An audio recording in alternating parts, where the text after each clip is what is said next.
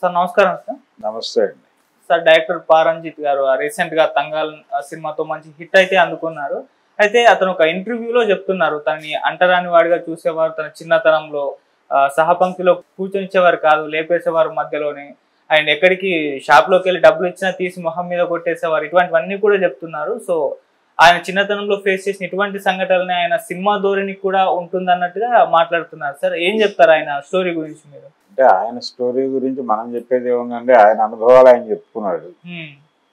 ఆయన అనుభవం ఏముంది, ఈ దేశంలో దళితుల జీవితాల్లో ఉన్నటువంటి అనుభవాలే చెప్పాడు ఆయన. అంటే సహపంక్తి భోజనాల్లో ఎలా కూర్చోబెడతారు, ఎవరికి వాళ్ళకి విడివిడిగా వేస్తారుగా. పల్లెటూరులో పెళ్లిళ్లలో కుల ప్రాతిపదికన బంతులు ఉంటాయి. అలాగే దళితుళ్ళలో పెళ్లిళ్ళు జరిగినా కానీ అగ్రకులాలకు ఒక చోట పెడతారు. ఊళ్ళో నుంచి ఎవరైనా, అంటే కొంచెం ప్రామినెంట్ దళిత, అంటే అక్కడ ఎవరైనా ఆర్గనైజ్ చేయగలిగిన వాడు, నలుగురిని పోగేయగలిగిన వాడు, వాడికి ఒక సామాజిక ప్రాధాన్యత ఉంటుంది. ఆ ప్రాధాన్యత ఉన్నవాడి ఇళ్ళకి వీళ్ళు భోజనాలకు వెళ్తారు. అగ్రకులాల వాళ్ళు కూడా వాళ్ళు వస్తారని వీళ్ళకి ముందే తెలుసు కాబట్టి ఒక స్పెషల్ ఏర్పాటు చేస్తారు. వాళ్ళు మామూలుగా వాళ్ళ ధోరణిలో వాళ్ళు దిక్కుమాలిన పద్ధతుల్లో నడుపుకుంటారు, కానీ వీళ్ళకి మాత్రం ఒక స్పెషల్ ఏర్పాటు ఉంటుంది. అలా ఇది జరుగుతున్నది, ఇప్పటికీ జరుగుతోంది. ఎప్పుడో కాదు, ఇప్పటికీ స్టిల్ గ్రామాల్లో జరుగుతోంది, ఇక్కడ కూడా జరుగుతోంది. కుల ప్రాతిపదికనే ఉంటుంది ఏదైనా. ఏ కులం వాళ్ళు హాజరవుతున్నారు, ఎవరి పెళ్ళి, లేకపోతే ఎవరి వ్యవహారం అనేది కుల ప్రాతిపదికను చూడటం అనేది మనకి అలవాటు అయిపోవడం మాత్రమే కాదు, అది అవసరంగా నడుస్తోంది. కులమే వర్గంగా నడుస్తున్నటువంటి సమాజంలో ఆ ఇబ్బందులు సహజంగా అందరూ ఫేస్ చేసిన వాళ్ళే ఉంటారు. ఆ ఇబ్బందులు చెప్పుకున్నాడు ఆయన. ఆ ఇబ్బందుల్లో నుంచి దీన్ని ప్రపంచం దృష్టికి తీసుకురావాలి.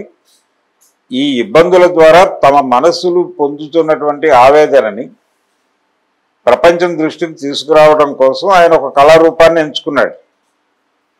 అది సినిమా. ఆయన చేసినటువంటి దాదాపు అన్ని సినిమాల్లోనూ సమాజంలో ఉన్నటువంటి వివక్ష, ఆ వివక్ష అనే దాన్ని ప్రస్ఫుటంగా చెప్పే ప్రయత్నం చేస్తాడు.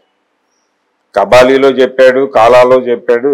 అంటే తను చెప్పే విషయం ప్రజలకి నేరుగా చేర్చడం కోసం ఆయన పెద్ద హీరోలని ఆశ్రయించి సినిమాలు చేసిన సందర్భాలు కూడా చూసాం మనం. తంగలాన్ విక్రమ్తో చేయటం వెనకాల ఆలోచన కూడా అదే. అంటే తద్వారా ఒక రీచ్ ఉంటుంది అనేది. అలా ఆయన కేవలం సినిమా దర్శకుడిగా మాత్రమే కాదు, లేకపోతే సినిమా నిర్మాతగా మాత్రమే కాదు, ఆయన కార్యకర్తగా కూడా పనిచేస్తున్నాడు. సామాజిక కార్యకర్తగా పనిచేస్తున్నాడు. ఈ సామాజిక కార్యకర్తగా పనిచేసేటువంటి లక్షణం ఉన్న దర్శకులు మనకెవరు లేరు. ఇతర ప్రాంతాల్లో ఉన్నారు, ఇతర భాషల్లో ఉన్నారు, కానీ తెలుగులో కనిపించరు మనకి. పారంజిత్ తమిళ్లో ఉన్నాడు, వెట్రిమారన్ ఉన్నాడు అక్కడ. అంటే దళిత జీవితాలని తెర మీద చెప్పడం అనేది తమిళ సినిమా చాలా కాలంగా చేస్తోంది, ఇప్పుడు కొత్తగా కాదు. మన దగ్గర ఆ పరిస్థితి లేదు.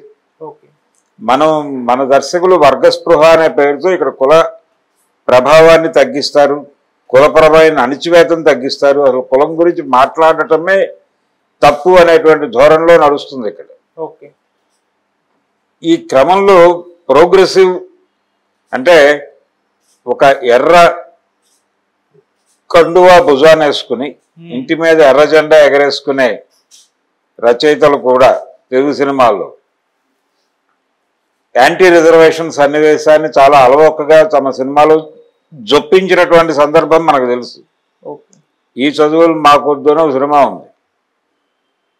ఆ సినిమాలో ఒక బ్రాహ్మడు రిజర్వేషన్ల వలన ఉద్యోగం దొరక్క వెళ్ళి ఒక చెప్పుల కొట్టులో చేరి పనిచేసుకుంటూ ఉంటాడు. షాప్కి వచ్చినటువంటి వేరే కులం, అంటే దిగువ కులాల వాళ్ళ కాళ్ళు పట్టుకుని బూట్లు, చెప్పులు, సైజులు చూడాల్సినటువంటి పరిస్థితి ఏర్పడుతుంది. అది చాలా జాలిగా తీస్తాడు. అయ్యయ్యో ఇలాంటి మనిషి ఇలా అయిపోయాడే అని. అంటే సమాజం జాలిపడాలనుకుంటాడు ఆ రైటర్.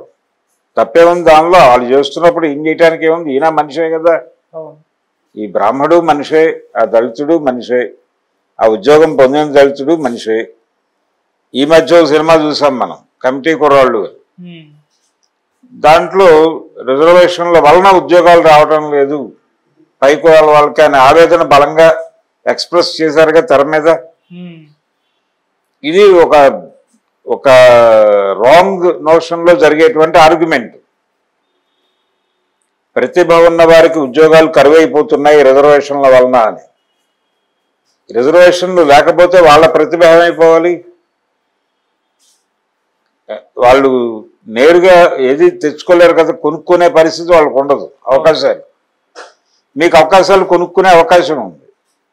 అందుకని కాళ్ళు ఉన్న వాళ్ళకి కాళ్ళు లేని వాళ్ళకి ఒకే లైన్ మీద నుంచోబెట్టి పోటీ పెట్టినట్టు. దీన్ని పట్టించుకోరు ఎవరు. అందుకని ఖచ్చితంగా ఈ వివక్షను ప్రశ్నించేటువంటి గళాలు ప్రతి చోట ఉండాలి. అలా ఒక్కొక్క చోట ఒక్కొక్కళ్ళు వినిపిస్తున్నారు గొంతుని. తాత్విక రంగంలో ఒకళ్ళు, కవిత్వ రంగంలో ఒకళ్ళు, సాహిత్యంలో కథలు రాస్తారు ఒకళ్ళు, లేకపోతే నవలలు రాస్తారు, సినిమాలు తీస్తారు, రాజకీయాల్లో ఉంటారు. ఇవన్నీ ఉద్యమం తాలూకా రకరకాల ముఖాలే.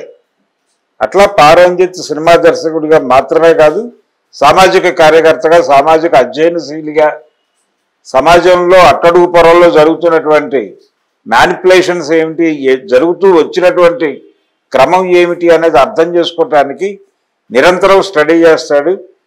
ఆ నిరంతరం స్టడీ చేసిన దాన్ని తెర మీద చెప్పే ప్రయత్నం చేస్తాడు జనాలకి. అది ఒక్కొక్కసారి కనెక్ట్ అవుతుంది, ఒక్కొక్కసారి కనెక్ట్ కాదు, అది వేరే గొడవ. జనాలకి కనెక్ట్ అవడం కోసం సినిమాలు తీరు ఇలాంటి వాళ్ళు.